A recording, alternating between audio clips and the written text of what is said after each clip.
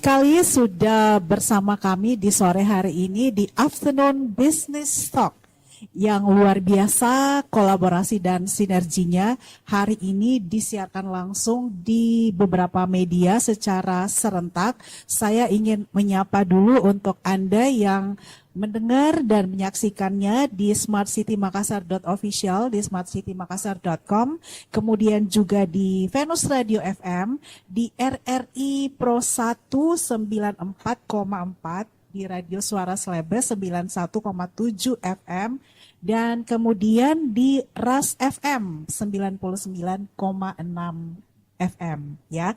Terima kasih sekali lagi untuk Anda semuanya pendengar di radio-radio dan kemudian juga yang menyaksikannya melalui YouTube channel di smartcitymakassar.official, kemudian juga di RRI, di Venus, di RAS FM, dan kemudian juga di Suara Slebes FM.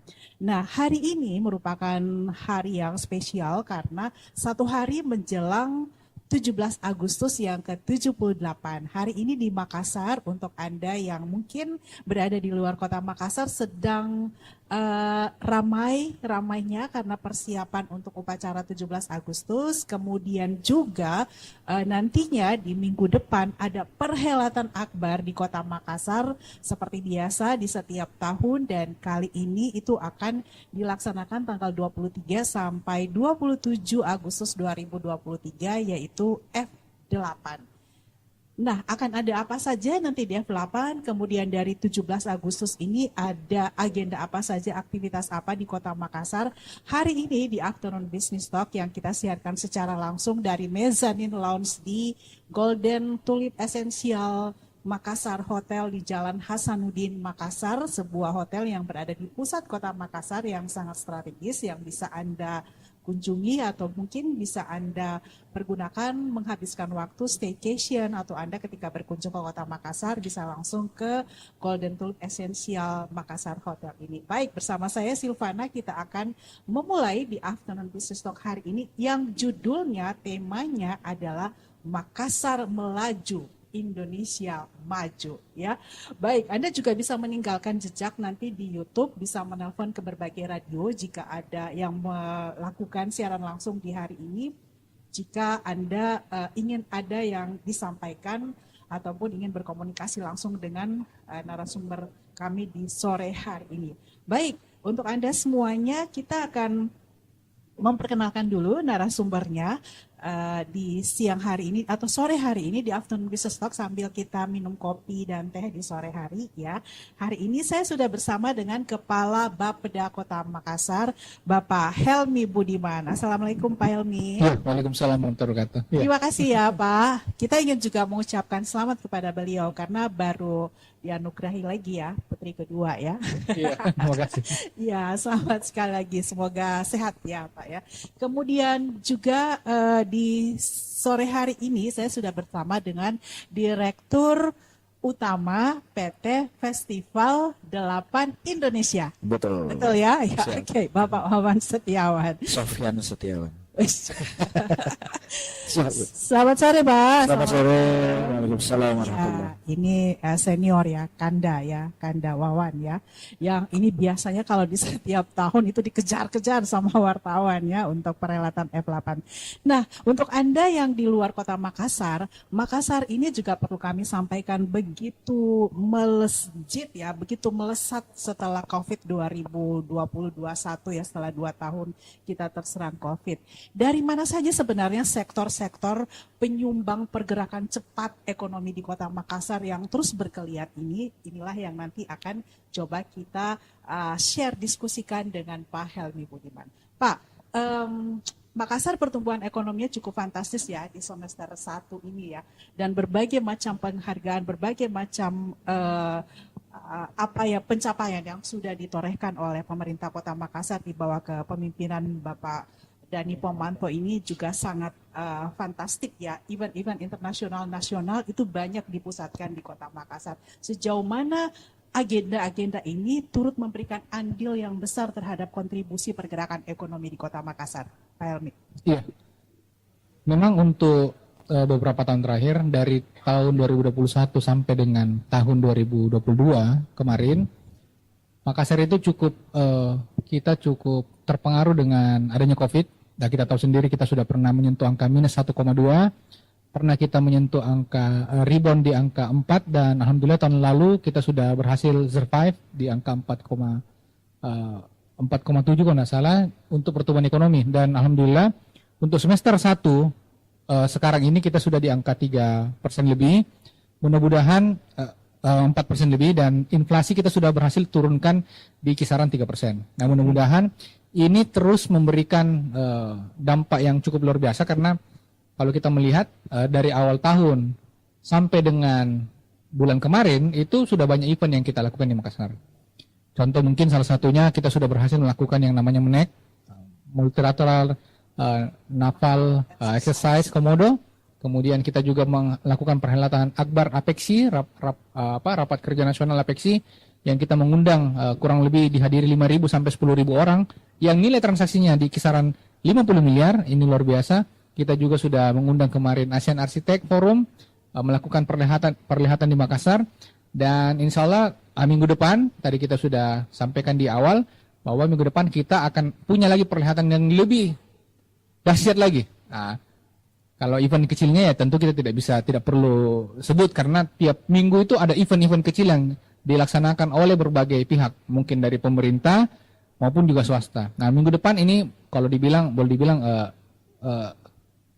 puncak akbarnya event di Makassar itu ada di minggu depan, dan itu merupakan acara tahunan kita yang biasanya dilakukan di bulan September. Tahun ini kita lakukan di bulan Agustus. Ya tentu ini ada beberapa pertimbangan yang kita lakukan, tapi ini merupakan acara yang cukup fantastis karena masuk dalam kalender event nasional, mana F8 salah satu indikator keberhasilan Makassar sebagai tujuan pusat emas di Indonesia. Seperti begitu. Ya, Pak Helmi, ini masih on the track ya? Iya, pasti. Kita masih on the track. Ataupun target dari ekonomi di Kota Makassar ya. Iya. Tadi seperti yang juga saya tanyakan di awal, sejauh mana kontribusi ini memberikan trigger ya atau effort yang besar terhadap pergerakan ekonomi di Makassar? Tentu untuk saat ini kita masih on the track.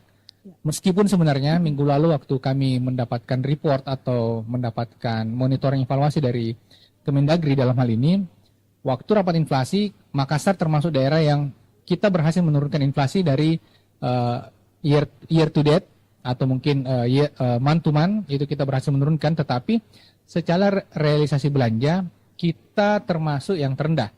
Kenapa terendah? Karena banyak proyek-proyek yang di Makassar itu kontraktor atau mungkin pelaksana pekerjaannya itu merupakan kontraktor-kontraktor besar. Dan begitu mereka melaksanakan proyek, mereka melaksanakan kegiatan, mereka tidak meminta yang namanya uang muka. Nah, sehingga secara realisasi keuangan, memang realisasi keuangan pemerintah Kota Makassar itu relatif lebih rendah secara nasional. Tetapi secara akumulasi fisik, nah ini kita sudah melebihi rata-rata nasional. Nah, untuk PAD-nya sendiri, tentu yang namanya PAD, karena kita berbicara belanja dan pendapatan ini secara seimbang, secara pendapatan kota, ini kita on the track di kisaran 50%. Nah ini cukup luar biasa, karena begitu daerah lain mungkin tidak bisa survive begitu pandemi, setelah pandemi juga sama, Makassar ini meskipun dalam kondisi yang tertati-tati di 2021 sampai dengan hari ini, kita masih tetap on the track dalam progres pembangunan dan capaian kita.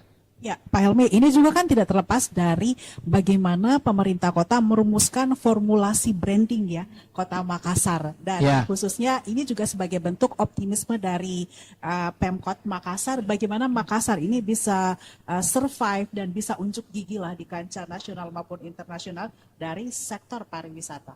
Ya, tentu berkaitan dengan city branding tidak lepas dari peran pemerintah pusat juga, karena di awal tahun kemarin kita mendapatkan arahan dari Bapak Presiden.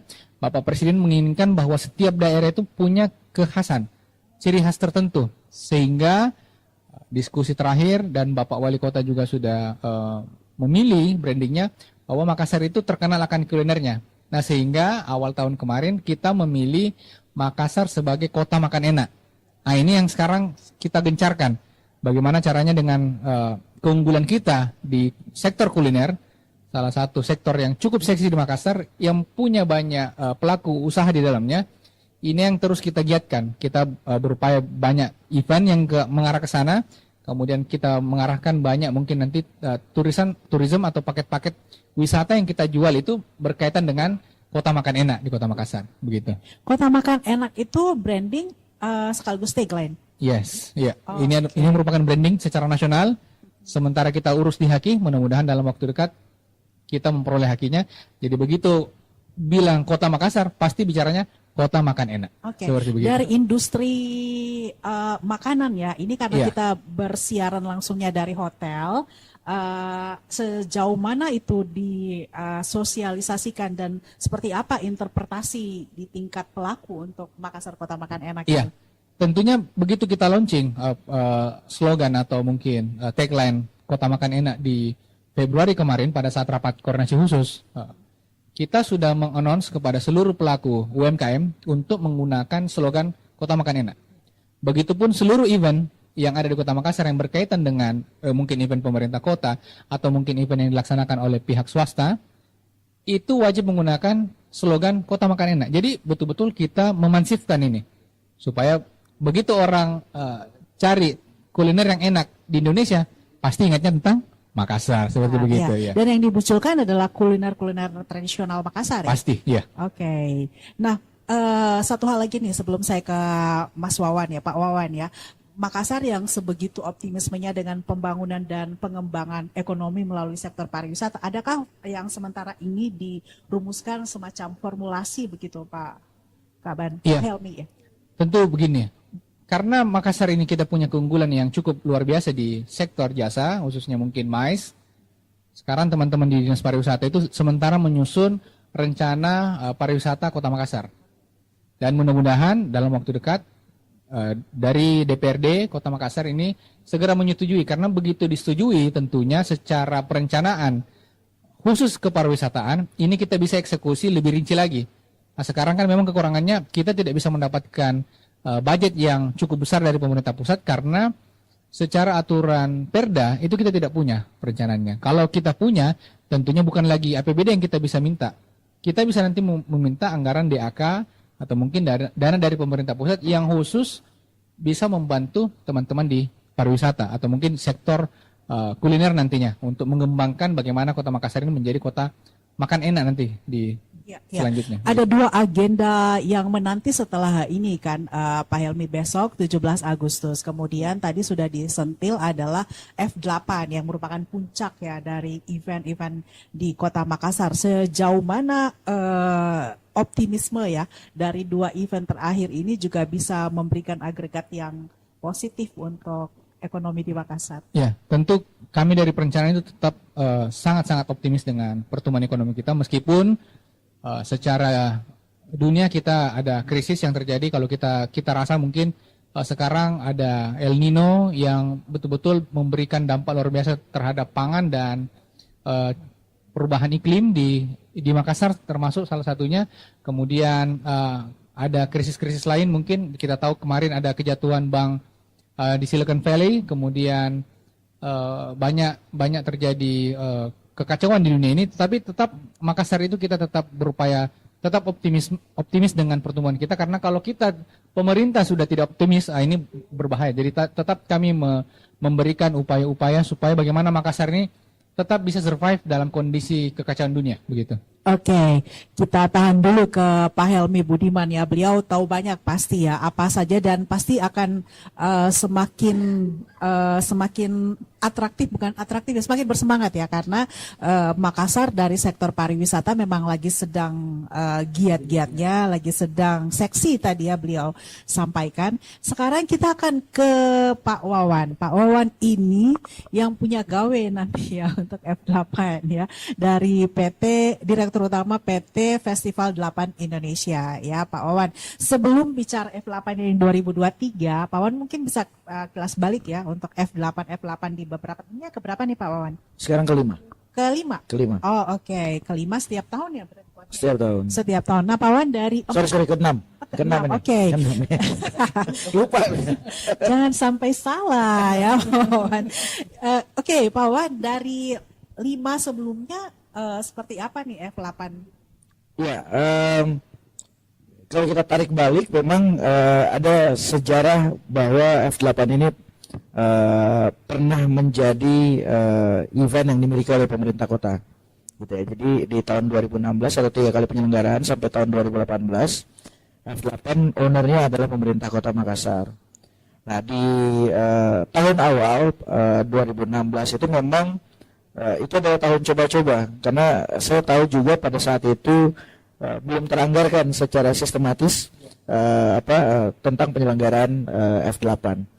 Tapi ini salah satu hal yang diinisiasi yang ternyata dari pola coba-coba ini memunculkan banyak hal sampai kami bisa bilang bahwa F8 itu lebarannya industri kreatif.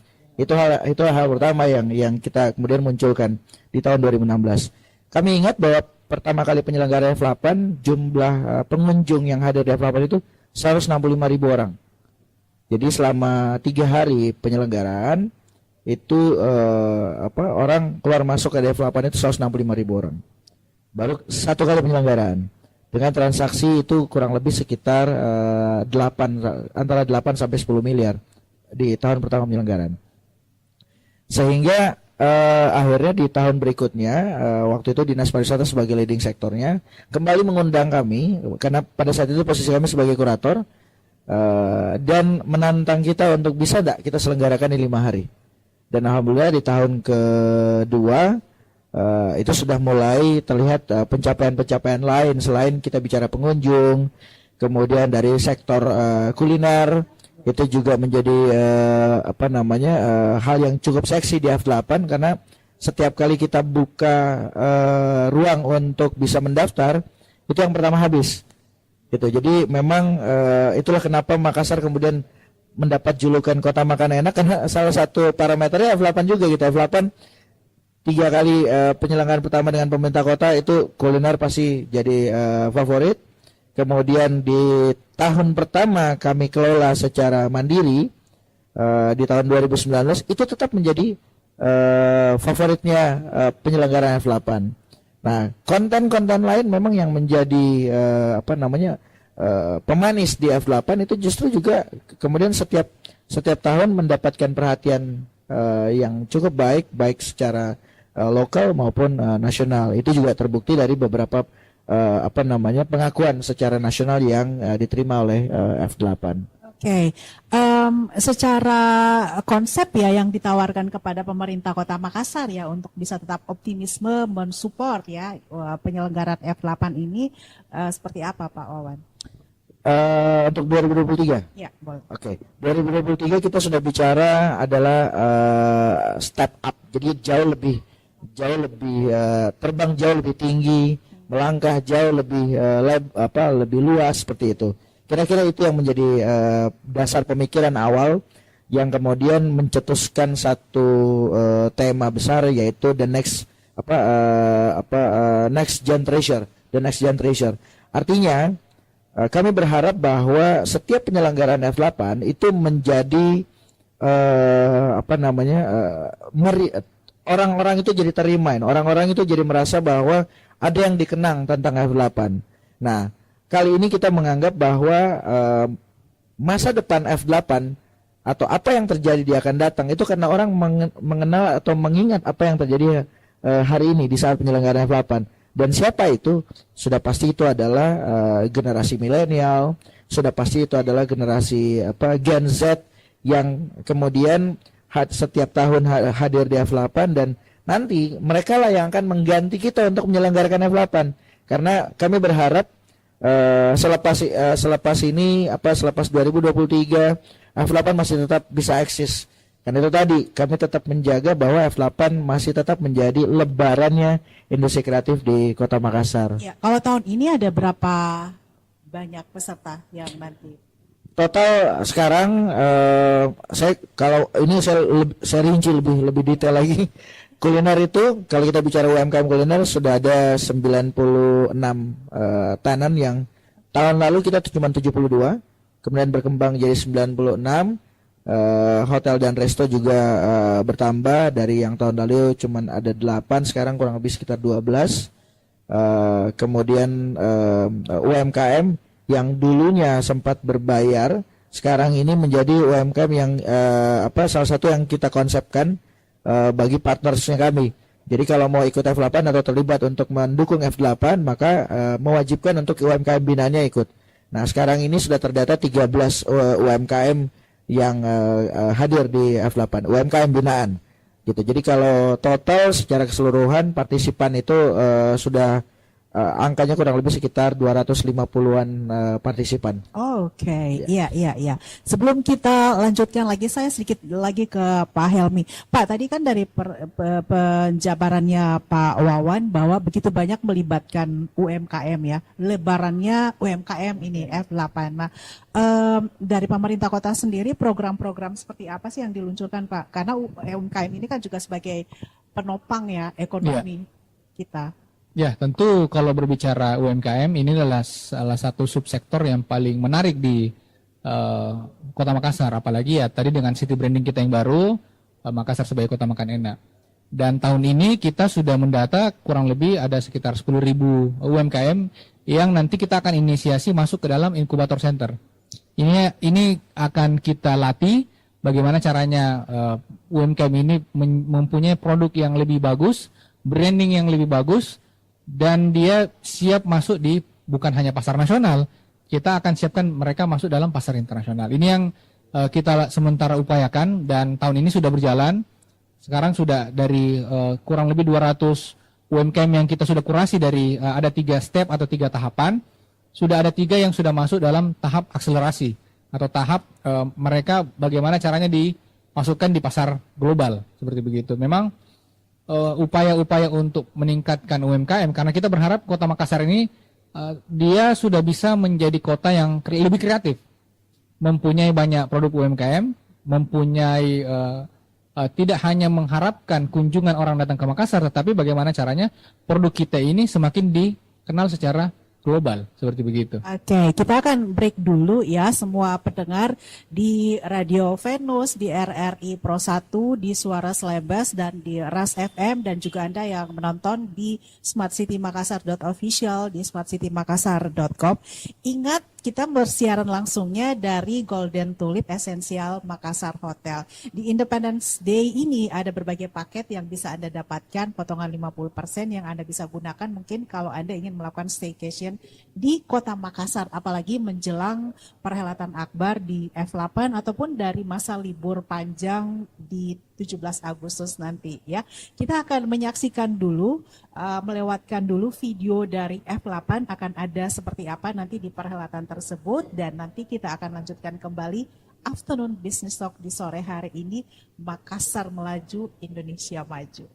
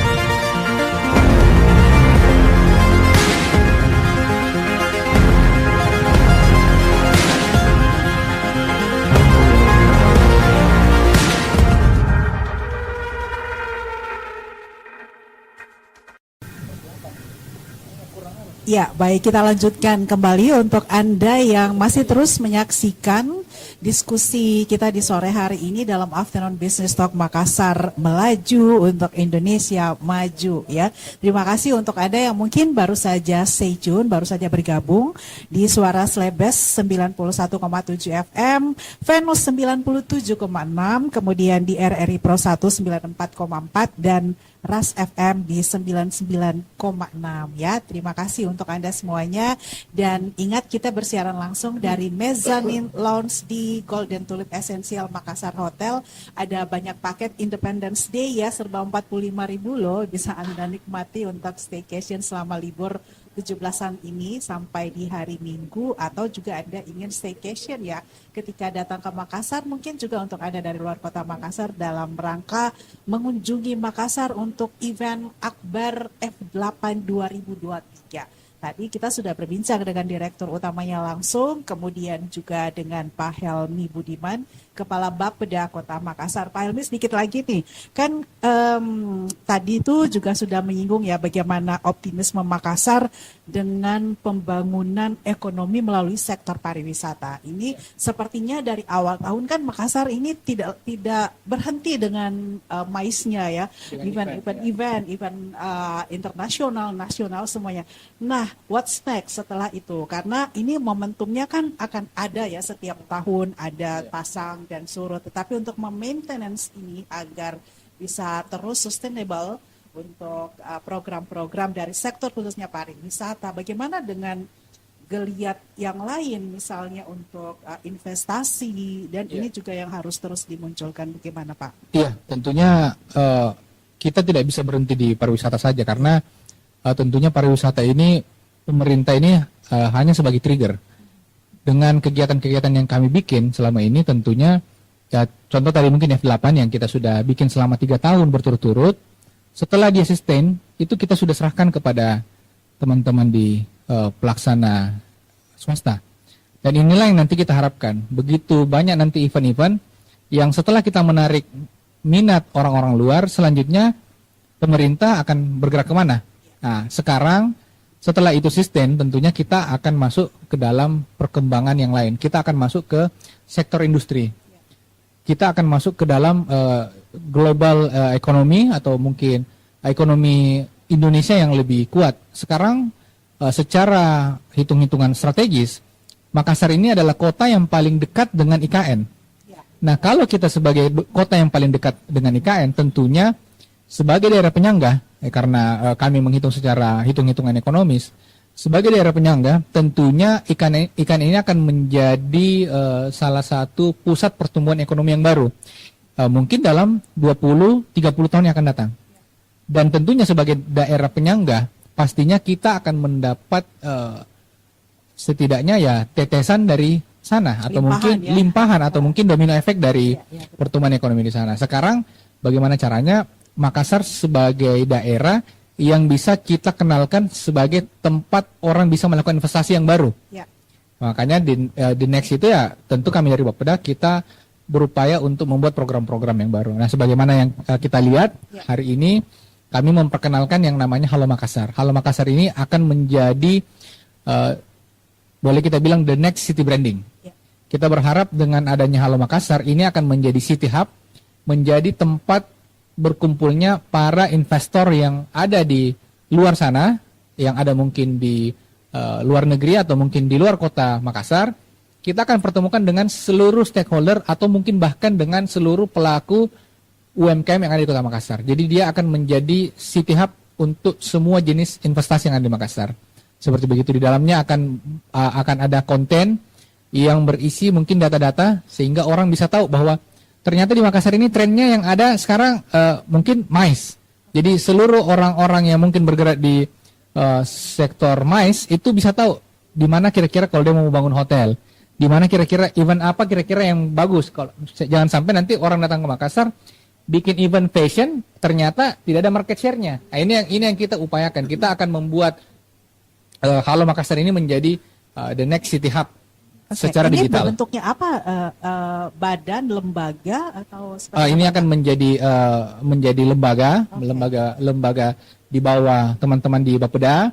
Ini kita akan dalam bentuk digitalisasi, dalam bentuk web, kemudian kita akan bentuk juga orang-orangnya, kita akan bentuk call centernya, jadi sehingga orang bisa lebih mudah untuk mengetahui informasi Kota Makassar. Kalau kita search sekarang Kota Makassar, kita Google, itu kebanyakan yang muncul tentang kuliner. Orang tidak tahu kalau misalnya mau investasi tentang apa, atau mau berhubungan dengan orang di pemerintah kota, itu tidak jelas informasinya. Makanya langkah Bapeda selanjutnya adalah kita lebih memasifkan lagi Kota Makassar. Kita akan membawa Halo Makassar ini menjadi the next city branding. Seperti begitu. Iya, itu dia ya. Jadi Anda yang mendengarkan ini di luar Kota Makassar ya, mengakses perbincangan ini dari berbagai platform yang disiarkan secara langsung, ini belum bisa diakses. Ini belum bisa diakses. Webnya sementara kita develop. Mudah-mudahan kalau besok waktunya pas dengan jadwal yang dilakukan oleh panitia pelaksana kemerdekaan, rencananya besok kita akan launching. Tetapi mudah-mudahan, ini sisa approve lagi dari Pak Wali dan direkturnya ini di sebelah saya juga. Mudah-mudahan besok kita lihat, kalau memang waktunya besok memungkinkan, kita akan launching besok di Halo Makassar ini menjadi the next city branding. Kalau tidak, mungkin kita akan cari waktu yang tepat. Ini jadi pusat informasi gitu ya? Pusat informasi data, informasi. Iya. Data untuk semua sektor yang berkaitan dengan investasi kita. Oke. Ya. Tapi di bawah Bapeda. Di bawah naungan Bapeda ya. Naungan Bapeda. Oke, menarik ini ya. Pak Wawan, ini kan kolaborasinya ya, atau yang bisa di breakdown nanti dari Halo Makassar kemudian dikaitkan dengan event F8 ini, mungkin Pak Wawan melihat potensinya seperti apa nih? Sebenarnya ini jawaban dari apa yang selama ini diterima dampaknya dari salah satunya F8 yang kita kerjakan. Karena di beberapa waktu sebelumnya, baik dari sisi kami PT Festival 8 maupun dari sisi pemerintah kota, itu kita sering diundang. Kita diundang ke kota-kota lain untuk kemudian sharing tentang bagaimana sektor kita bicara event festival yang tadinya dimiliki oleh pemerintah kemudian bisa beralih ke swasta. Prosesnya seperti apa? Atau misalnya juga bagaimana kekuatan pemerintah dalam mendukung sektor yang sebenarnya kita bilang ini nilai-nilai apa yang ada di dalam event itu kan selalu kita bicara bukan cuman hari ini, tapi dia punya efek ke depan. Nah, ini yang kemudian kita sering diminta oleh kota lain untuk datang sebagai narasumber. Nah, jawabannya adalah Halo Makassar ini. Jadi sekarang kalau orang mau tahu bagaimana apa yang berkembang di Makassar, industri apa yang kemudian tumbuh di Makassar, terus kemudian saya yakin lebih banyak lagi informasi yang muncul di Halo Makassar. Ini media yang tepat untuk bisa menginformasikan tentang Makassar. Ya, itu sih yang paling utama, karena kita tahu bahwa industri kreatif ini kan terutama di era 5-10 tahun terakhir ini berkembangnya sangat pesat, sangat cepat. Kita tahu bahkan ya kalau kita lihat secara global, contoh saja nih, Coldplay hanya tampil 1 hari di Indonesia, 6 hari tampil atau 6 kali tampil di Singapura, itu jadi isu di Indonesia. Gitu. Sampai ditanya, kenapa? Apa yang membuat Coldplay tidak nyaman di Indonesia? Saking yakin bahwa iklim event atau konser di Indonesia itu sebenarnya sudah sangat mendukung orang untuk bisa melaksanakan kegiatan event di Indonesia. Ini salah satu parameter. Padahal kita tahu 6 kali di Singapura, dan kalau tidak salah ada 1 atau 2 kali di Malaysia, itu 80% orang Indonesia yang tonton. Nah, ini yang kita coba lihat peluangnya Makassar, seperti itu. Iya. Pak Wawan, ini Halo Makassar ya, Anda ya boleh dibilang sebagai salah satu investor pariwisata ya di Kota Makassar. Apa yang ingin Anda sampaikan atau usulkan ya kepada pemerintah kota jika Halo Makassar ini nantinya akan benar-benar running ya? Kebutuhan informasi seperti apa yang ingin didapatkan? Ya, saya balik sedikit bahwa kalau kita bicara industri event organizer terutama, memang ini semuanya barang baru, terutama di dalam sistem di pemerintahan juga itu kita bahkan Kota Makassar sendiri kalau kita tarik data masih dari provinsi atau kadang kita dari nasional untuk di apa sistem informasinya gitu ya. Nah, memang karena kita sadar bahwa itu adalah barang baru atau belum menjadi sesuatu yang dianggap menjadi sebuah industri, memang hal yang pertama yang harus dilakukan oleh industrinya sendiri. Dia harus kemudian menciptakan peluang, dia harus bisa menjadi apa namanya player, pemain di daerahnya. Dia harus menciptakan industri-industri pendukung yang kemudian bisa dilirik oleh investor terutama. Nah, kami melihat peluang itu, bahwa event itu adalah trigger. Kita bikin konser. Kalau artisnya A, karena memang segmentasi yang kita mau kejar adalah A. Kalau segmentasi A yang akan kita kejar, berarti apa industri pendukung di balik itu? Karena tidak semua. Contoh misalnya rock. Tidak mungkin kemudian kita bikin festival konser rock, kemudian yang kita undang atau yang promonya yang sedikit melankolis gitu, itu tidak mungkin. Kemudian kulinernya bisa jadi itu adalah kuliner-kuliner yang tentunya sejalan dengan konser tersebut. Jadi pasti punya keterkaitan. Gitu. Orang yang datang juga segmennya juga bisa kita tentukan. Nah, ini yang sebenarnya kita lihat bahwa karena industri kreatif atau event ini adalah sesuatu yang baru, tentu dia harus menunjukkan dulu jati dirinya. Makanya kita lihat sekarang nih, bukan hanya pemerintah kota, pihak keamanan itu sekarang lagi menggenjot juga penyelenggaraan event, tapi tentunya dengan penyelenggaraan event yang benar. Pensi misalnya, pensi itu dikontrol, boleh sekolah melaksanakan pensi, tapi harus didampingi oleh IO profesional. Kenapa? Karena menyelenggarakan event itu kan bukan hanya kita bicara prestasinya bisa menghadirkan si artis, tapi bagaimana kemudian orang yang datang merasa nyaman untuk nonton, aman untuk nonton. Dan Makassar ini salah satu kota yang kemudian dianggap kota paling aman untuk menyelenggarakan konser. Gitu. Jadi kita boleh lihat lah beberapa konser belakangan ini 2-3 tahun terakhir ini boleh kita bilang bahwa zero accident. Nah, itu salah satu parameternya bahwa memang Makassar ini ada kota MICE. Gitu, kota di mana menjadi target orang menyelenggarakan event. Nah, harapan kita memang bukan hanya ke pemerintah, tapi tentunya ini pihak swasta juga bisa melirik itu.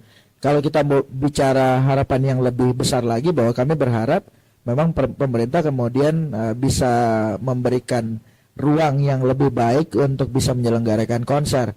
Misalnya sekarang ini kan kita lebih banyak melihat konser itu outdoor, di luar ruang. Kita belum memiliki venue konser yang memadai. Kita masih masuk di hotel, di convention room hotel. Nah, ini sebenarnya satu hal juga yang menjadi harapan industri kreatif, terutama dari sisi seni pertunjukan. Ada satu ruangan atau ada satu gedung yang bisa kita fungsikan khusus sebagai area konser, harapan kita.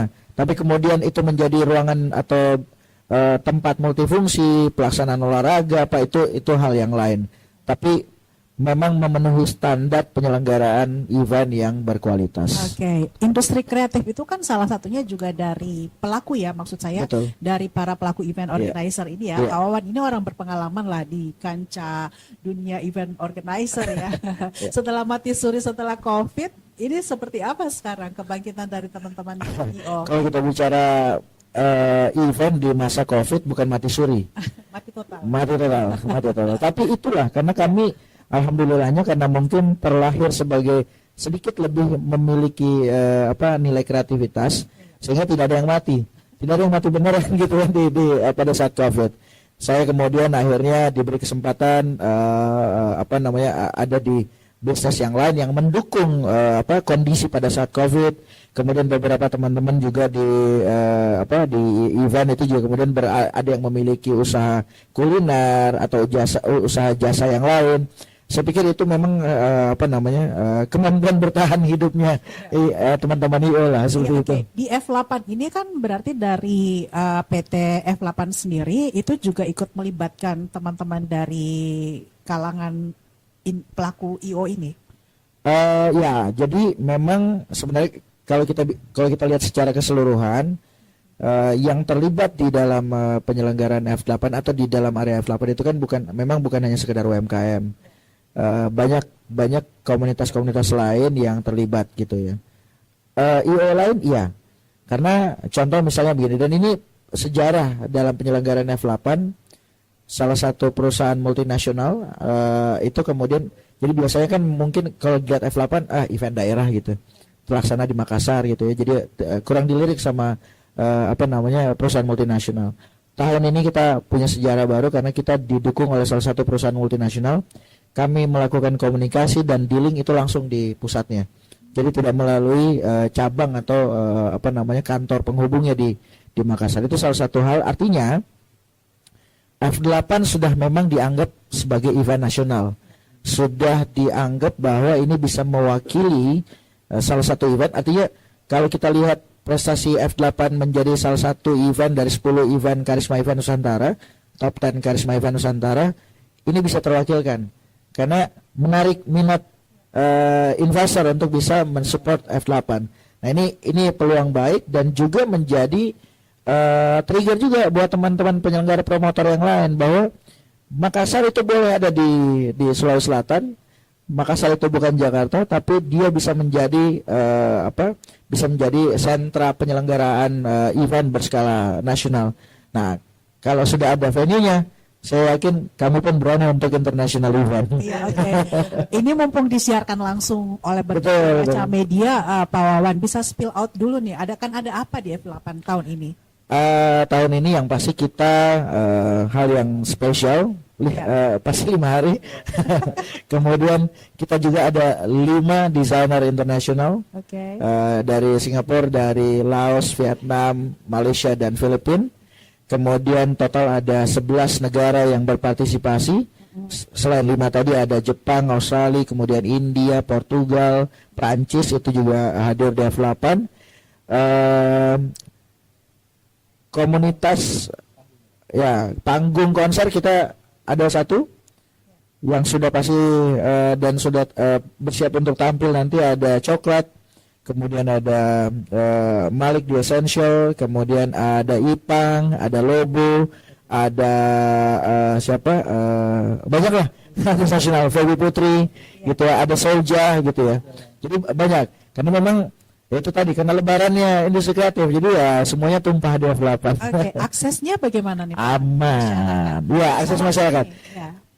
Kami salah satu promotor yang selalu mengakses sosial media dan menanggapi netizen walaupun tidak secara langsung di sosial medianya. Contoh, tahun lalu komplain pintu masuk cuma 2, kita setengah mati, jalannya jauh apa segala macam. Kami sadar 1,4 km dan jumlah pengunjung F8, akhirnya kami kemudian menyiapkan 4 pintu masuk utama di 4 zona, kemudian 1 pintu VIP dan 1 akses pintu untuk emergency.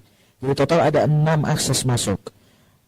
Artinya mau dari sudut manapun kota, utara, selatan gitu ya, asal bukan dari barat karena laut gitu, jangan masuk dari laut gitu ya. Semuanya dari jalan penghubur itu aksesnya lengkap gitu. Masuknya gratis atau gimana?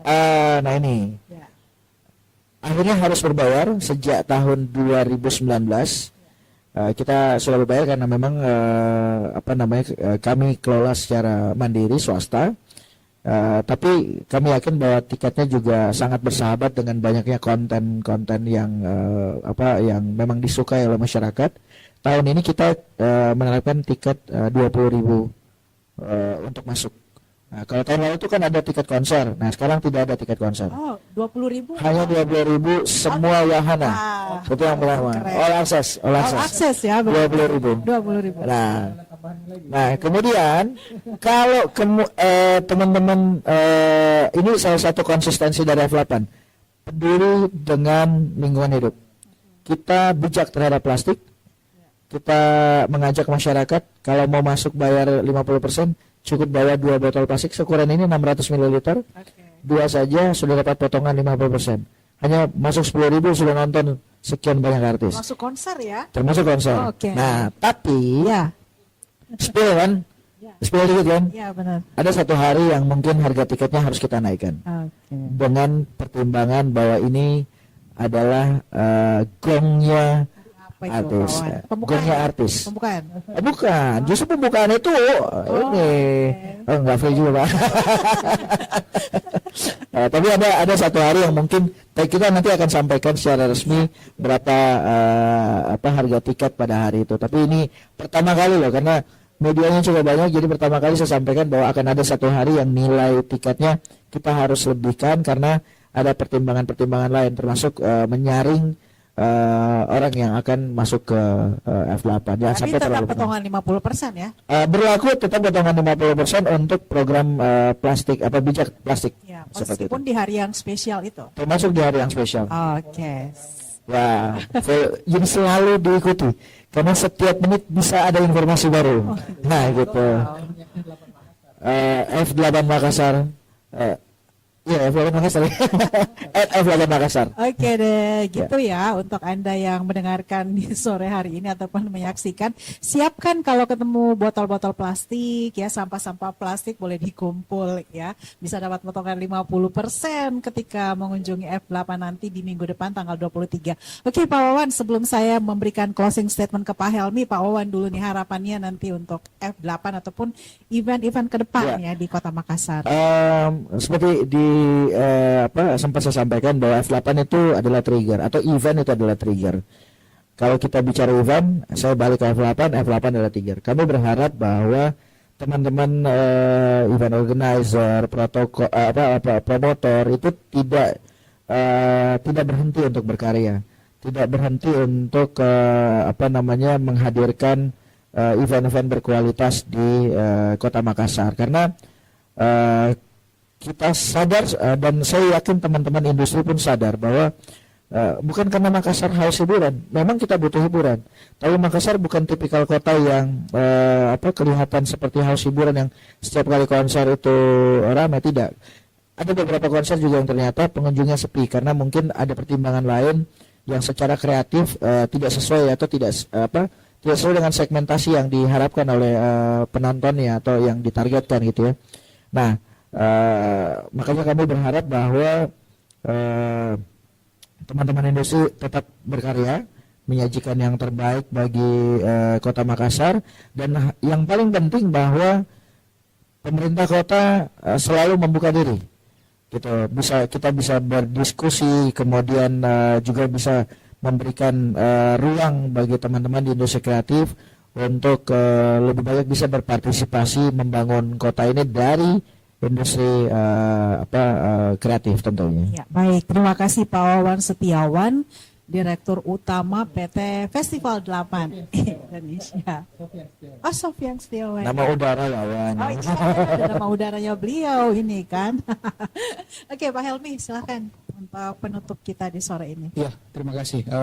Mungkin kami apresiasi dulu karena dengan diskusi kita pada hari ini, jadi kami bisa mendapatkan insight kira-kira dari pandangan masyarakat seperti bagaimana dengan optimisme pemerintah kota sendiri dan bagaimana pandangan dari sektor pelaku usaha. Ini yang perlu kami tahu kira-kira bagaimana kita mau membawa Kota Makassar nanti. Bagaimana the big idea mungkin 10 sampai dengan 20 tahun yang akan datang. Tentunya tadi dengan mendengar kegiatan tentang F8 tentunya kita menaruh harapan besar bahwa Makassar ini ternyata kita menjadi daerah yang bisa tumbuh nantinya.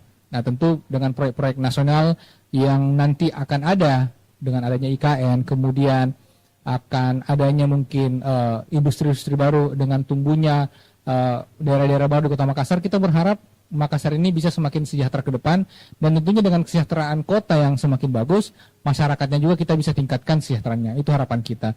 Dan selanjutnya tentu dengan adanya event-event yang ada di Kota Makassar, kita berharap dukungan untuk kondusivitas, untuk kelancaran, untuk pelaksanaan seluruh event-event, khususnya mungkin tadi yang disinggung oleh Mas Wawan, khususnya mungkin F8, kita membutuhkan support dari masyarakat Kota Makassar. Kalau memang tidak bisa hadir, ya paling tidak bantu viralkan event ini, karena event ini sangat-sangat memberikan domino efek yang luar biasa kepada ekonomi kita.